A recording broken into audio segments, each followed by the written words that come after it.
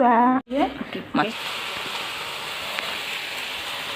ଦେଖ ସାଙ୍ଗମାନେ ଆମର ମାଛଟା ଭଜା ହେଇଛି। ଆଜି ମାଛ ତରକାରୀ ହେବ। କେମିତି ମାଛ ତରକାରୀ ହେବ ଆମେ ତୁମମାନଙ୍କୁ କହିବୁ। ଦେଖନ୍ତୁ ଆମର ମସଲାଟା କଷା ହେଉଛି। ମସଲାଟା କଷା ହେଇସାରିଲା ପରେ ତରକାରୀ ହେବ। ଦେଖନ୍ତୁ ଦେଖନ୍ତୁ ଏମିତି ଆମର ହେଉଛି।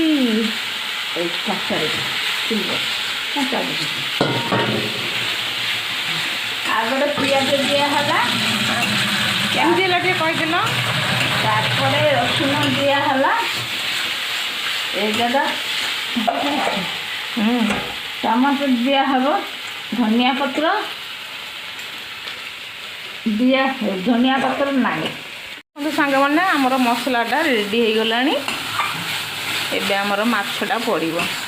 ପାଣି ପଡ଼ିବ। ଆଉ ଗୋଟେ ପାଣି ଦେଇକି ପାଣିଟା ଟିକେ ଗରମ ହେଇ ଆସିବ। ତାପରେ ମାଛ ପଡ଼ିବ।